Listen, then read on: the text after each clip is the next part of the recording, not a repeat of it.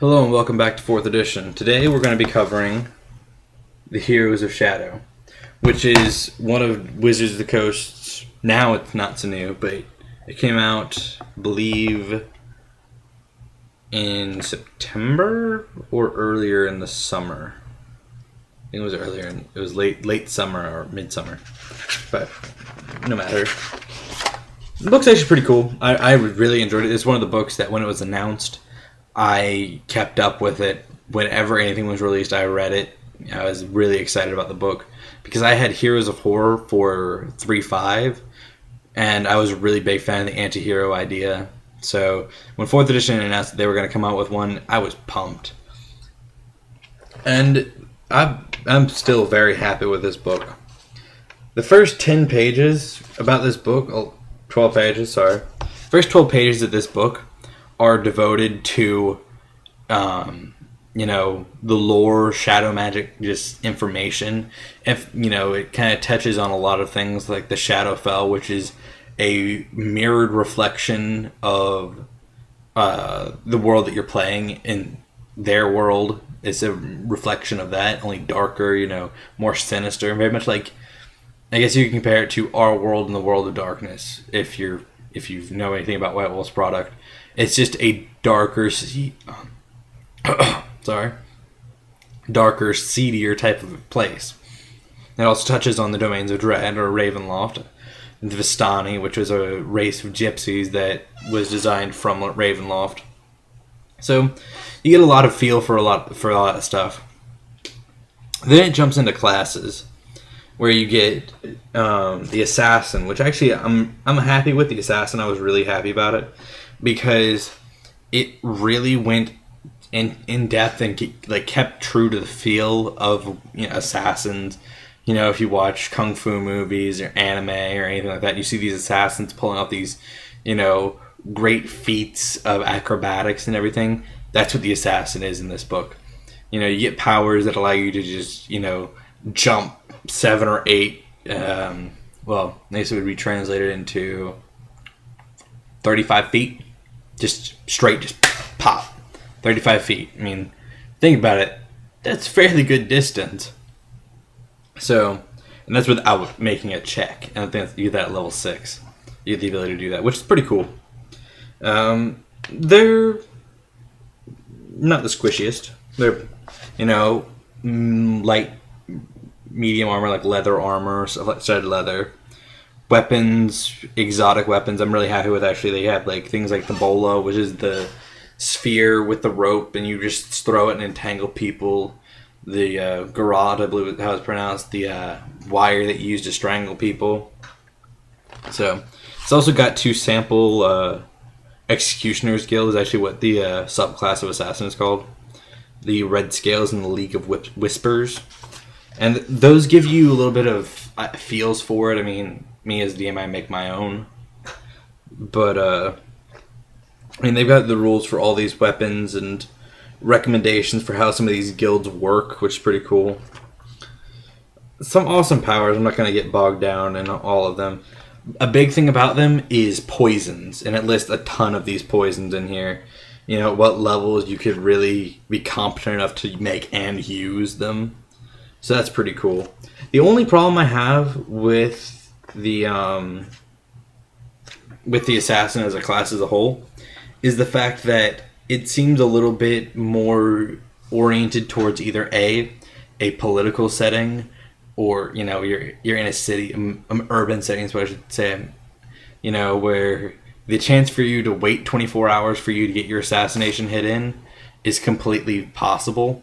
As opposed to being in a dungeon where you have to wait for the orc or ogre to go and eat his food, to take the poison that you left there. Because some of these should take 24 hours to kill someone. So, aside from that, then it's a really, really cool class to play. Unfortunately also, though, there's 2 things I wasn't happy about. Since it's a new Essentials class, and they've tried to streamline initial information, there's no Paragon paths for the Executioner except the Paragon Executioner, which is actually called the Guild Executioner. which is a problem if you really want a lot of choices, but at the same time, I mean, it's not a huge problem because it really does build upon the previous abilities, so you're not really losing anything. And it goes on up until the epic tier where it does the exact same thing, but of course you do not have to take their epic tier. You can take another one epic tier if you cross class, because otherwise you do not qualify for some of them. Unless of course they say, martial power or whatever. But then we move into the blackguard, which is, as opposed to the cavalier paladin subclass, they focus on the vices as opposed to the virtues, and in this book they give you domination and fury. So they're pretty cool. The blackguard is not a dark mirror to the cavalier, actually. It's its own thing. It's pretty cool. I liked it a lot. They're really powerful, and they just look really badass. I mean, come on. You can't say that's not pretty badass looking. Single guy taking out a whole room of hobgoblins. But they get some pretty badass abilities, actually, throughout this entire thing. They get the ability to just make themselves, terrifying as ever to anything. Level 29, they get the ability to become an avatar of vice, which is just, devastating. If you start your turn with no uses available to your Dread Smite ability, which is your big thing, you actually get the chance to recharge it like monsters do if you roll a d6. So that's a pretty cool ability, actually. And then you get your choices between specializing in either the Vice of Domination or the Vice of Fury, and it gives you special things. So right there, if you have two blackguards in the same party, one's Domination, one's Fury, they'll have overlap, but they also have their own things to do, which is pretty cool. Then we move on into the vampire class. Now, the vampire, some people dislike it. I like it. I like the idea of being a vampire, but at the same time, don't do what one of the guys in one of the games I played, when we all played, and this book had just come out, and one of the guys decided to play a vampire. However, the rest of us had already decided to play divine classes, so of all having to be the same deity that hate undead. So he comes in, he's like, I'll just deal with it, but he didn't take into account the fact of how much I use turn undead, and being a vampire turns him into undead. So that was a shock to him. But don't do that. Don't play vampires in the middle of divine parties. It just doesn't mix well. But the vampires actually got some really cool concepts with it, and some pretty cool abilities. Because they did a really good job of sticking true to being a vampire and the fact that you really should feed on other people.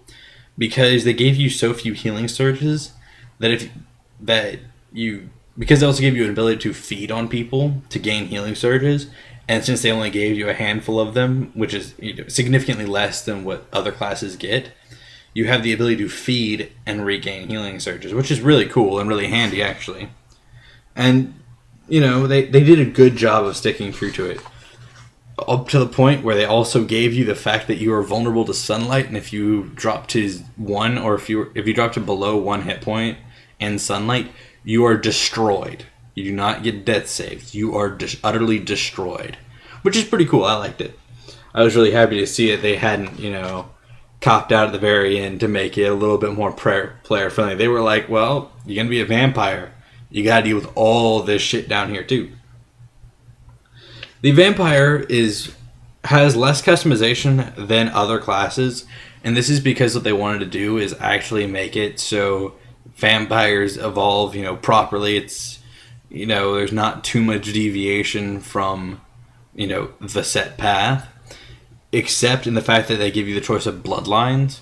They give you the choice of either being a beguiling bloodline, which, charisma, illusion, stuff like that, or the stalker bloodline, which is, you're the terror of the night. You're the thing that everyone fears. You hunt, you kill, and you destroy everything. So it's pretty cool. I was really happy with it. They offer 2 bloodlines in this book. I'm hoping that in future releases, they actually may have done it in Dragon Magazine. I don't know. I'm not a DDI subscriber, so I don't know that stuff. But I'm hoping that they'll release more Bloodlines, because I'd like to see more vampire support. Then we move on into the Warlock Binder, which is, you know, it's another bring through from 3.5. It was actually in the Tome of Magic originally, that book. And the Binder, unlike its 3.5 counterpart, is they do not make packs repeatedly with the same, you know, with different demonic images. In this, they make a single pact, and they gain abilities from it. The binders in this book are more caster-like, once again, as opposed to their 3.5 version, which were more melee, up-in-your-face types. These are, you know, casters. I believe majority single target as well, single target casters. So the big thing for this class, though, comes in what you pick as your pact, because they really wanted to make it different. If, you know, you have a Gloom Pact and a Star Pact in the party, that they would actually have very little crossover. There's a lot of core abilities, but ultimately, you know, basic things are different. There's a lot of different encounter powers, and their ally that they summon at 9th level is different, heavily dependent on what pact you are, which is pretty cool. So I was really happy with this class. Another really good one.